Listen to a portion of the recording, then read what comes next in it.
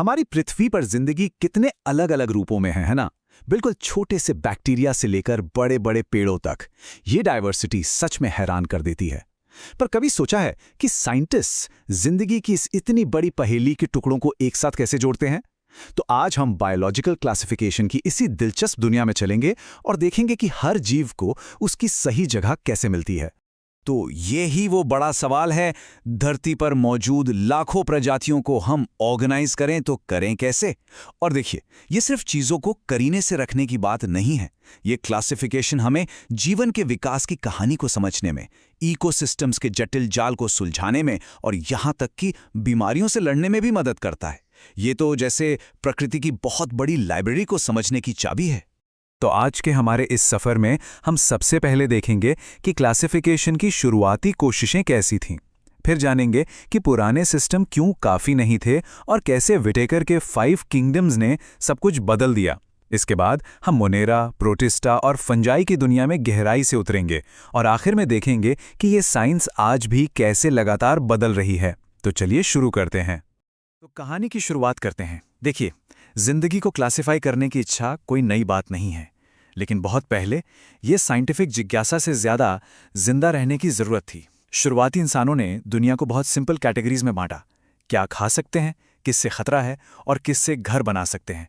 मतलब सब कुछ ज़रूरत के हिसाब से था। फिर अरस्तू जैसे महान विचारक आए जिन्होंने चीज़ों को थोड़ा और सिस्टमैटिक तरीके से देखने की कोशिश की। उन्होंने पौधों को उनके आकार के आधार पर बांटा और जानवरों को इस आधार पर कि उनमें लाल खून है या नहीं। सदियों बाद कार्ल लिनियस ने इसे और भी सरल बनाया और 2 किंगडम सिस्टम दिया, प्लांटी यानी पौधे और एनिमिलिया यानी जानवर। ये एक बहुत ही सीधी साधी शुरुआत थी, पर हाँ, एक ज़रूरी कदम ज़रूर था। लेकिन बहुत जल्दी ही इस 2 किंगडम सिस्टम में दिक्कतें नजर आने लगी। जैसे जैसे साइंटिस्ट ने माइक्रोस्कोपिक दुनिया को खोजना शुरू किया, उन्हें ऐसे कई जीव मिले जो इन 2 बक्सों में फिट ही नहीं हो रहे थे। अच्छा, बैक्टीरिया कहाँ जाएंगे? एक सेल वाले जीव और फंगस जो दिखते तो पौधे जैसे हैं लेकिन अपना खाना खुद नहीं बनाते, उनका क्या? तो ये साफ था कि सिर्फ 2 किंगडम काफी नहीं थे। साइंस को एक बेहतर सिस्टम की सख्त जरूरत थी। और फिर साल 1969 में एक अमेरिकन बायोलॉजिस्ट R.H. विटेकर ने एक ऐसा आइडिया सामने रखा जिसने बायोलॉजी को हमेशा के लिए बदल दिया। उन्होंने एक ऐसा सॉल्यूशन दिया जिसने क्लासिफिकेशन की सारी उलझन को सुलझा दिया और हमें जीवन को देखने का एक बिल्कुल नया नजरिया दिया। उन्होंने 5 किंगडम क्लासिफिकेशन का प्रस्ताव रखा। सिर्फ 2 नहीं, बल्कि पूरे 5। ये नंबर अपने आप में एक क्रांति था।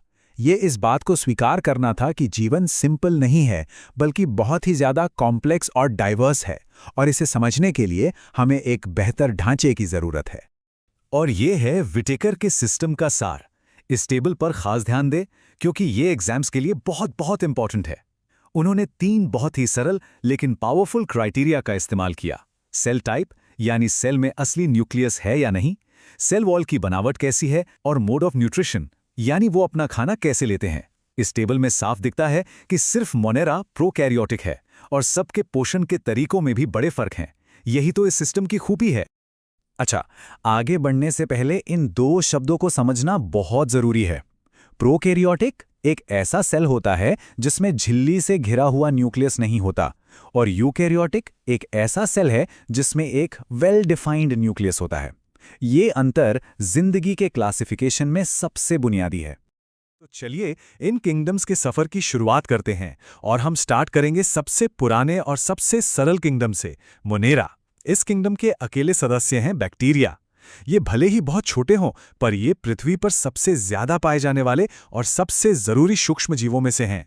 बैक्टीरिया को क्लासिफाई करने का एक तरीका है उनके आकार के आधार पर। इनके 4 मुख्य आकार होते हैं: गोल यानी कोकी, रॉड जैसे बेसिली, सर्पिल आकार के स्पिरिला और कॉमा के आकार वाले विब्रियो। ये प्रकृति का सूक्ष्म आर्किटेक्चर है ना? मोनेरा की असली ताकत है उनकी अडैप्टेबिलिटी। वे लगभग हर जगह मिल सकते हैं, उबलते गर्म झरनों से लेकर बर्फीले रेगिस्तानों तक। उनकी मेटाबॉलिक डाइवर्सिटी भी कमाल की है। ज्यादातर तो हेट्रोट्रॉप्स होते हैं, मतलब खाने के लिए दूसरों पर निर्भर रहते हैं, पर कुछ ऑटोट्रॉप्स भी हैं जो सूरज की रोशनी या केमिकल्स का इस्तेमाल करके अपना खाना खुद बनाते हैं। अब हम आते हैं किंगडम प्रोटिस्टा पर। ये क्लासिफिकेशन का एक तरह का मिसलेनियस ग्रुप है। इसमें उन सभी सिंगल सेल्ड यूकैरियोट्स को रखा गया है जो कहीं और फिट नहीं होते। ये ज्यादातर पानी में रहते हैं और एवोल्यूशन में एक बहुत जरूरी लिंक बनाते हैं जो पौधों, जानवरों और फंगस के बीच के गैप को भरते हैं। प्रोटिस्टा में डाइवर्सिटी देखे कितनी कमाल की है। जैसे बाईं ओर डाइनोफ्लैजिलेट को देखिए, इसकी कठोर सेलुलोज प्लेट्स इसे एक कवच की तरह बचाती हैं। और इसकी तुलना दाईं ओर यूग्लिना से कीजिए, जिसमें सेल वॉल की जगह एक लचीली प्रोटीन की परत होती है जिससे वो आसानी से घूम सकता है और अपना आकार बदल सकता है। यहाँ एक बहुत ही इंपॉर्टेंट पॉइंट है, इसे जरूर नोट कर लीजिए, खासकर एग्जाम के लिए। डायटम्स, जो कि क्राइसोफाइट्स ग्रुप का हिस्सा हैं, महासागरों के मुख्य प्रोड्यूसर हैं। इसका मतलब है कि वो समुद्री फूड चेन का आधार हैं। डायटम की सेल वॉल की बनावट को याद रखने के लिए ये साबुनदानी वाली एनालॉजी बहुत अच्छी है। इनकी सिलिका से बनी दीवारें एक दूसरे में बिल्कुल फिट हो जाती हैं और ये लगभग इंडिस्ट्रक्टिबल होती हैं। अरबों सालों में यही दीवारें जमा होकर डायटोमेशियस अर्थ बनाती हैं, जिसका इस्तेमाल पॉलिशिंग और फिल्ट्रेशन जैसी चीज़ों में होता है। हमारा अगला पड़ाव है किंगडम फंगी यानी कवक। ये हेट्रोट्रॉफिक जीवों का एक अनोखा किंगडम है। इन्हें हम कुदरत के महान रिसाइक्लर्स भी कह सकते हैं। डीकंपोजर के तौर पर ये मरे हुए ऑर्गेनिक पदार्थों को तोड़ते हैं और पोषक तत्वों को वापस इकोसिस्टम में लौटा देते हैं ताकि नई जिंदगी पनप सके। तो एक फंगस को फंगस क्या बनाता है? दो बातें हैं जो याद रखनी है। पहला, इनका पोषण हेटेरोट्रोफिक होता है, यानी ये पोषक तत्वों को अब्जॉर्ब करते हैं। दूसरा, और ये एक और इम्पॉर्टेंट एग्जाम पॉइंट है, इनकी सेल वॉल चिटिन नाम के एक कॉम्प्लेक्स शुगर से बनी होती है, पौधों की तरह सेल्यूलोज से नहीं। फंगस हमारे चारों ओर हैं, भले ही हम उन्हें देखें या नहीं। इस तस्वीर में कुछ जाने पहचाने उदाहरण हैं। ए, म्यूकर, जो ब्रेड पर लगने वाली आम फफूंद है। बी, एस्परजिलस और सी, एगेरिकस, जिसे हम मशरूम के नाम से जानते हैं। इससे पता चलता है कि ये किंगडम कितना डाइवर्स हो सकता है। फंगस का हमारी दुनिया पर बहुत गहरा असर है, अच्छा भी और बुरा भी। वे जरूरी डीकंपोजर्स हैं, लेकिन वे फसलों को बर्बाद करने वाले परजीवी भी हो सकते हैं।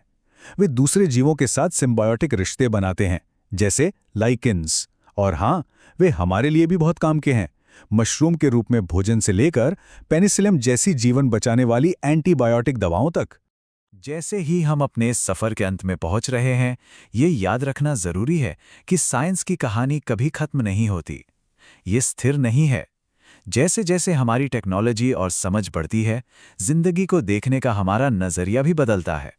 विटेकर का 5 किंगडम सिस्टम वाकई एक बहुत बड़ी छलांग थी।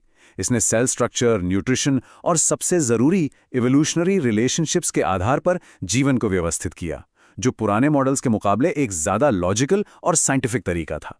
और ये हमें भविष्य के लिए एक बहुत ही रोमांचक सवाल के साथ छोड़ जाता है। जैसे जैसे हम जेनेटिक्स और एवोल्यूशन की गहरी परतों को खोल रहे हैं, क्लासिफिकेशन की अगली महान क्रांति कैसी दिखेगी? खैर, ये तो सिर्फ वक्त ही बताएगा।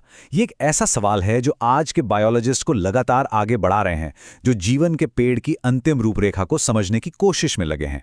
हमारे साथ जुड़ने के लिए शुक्रिया।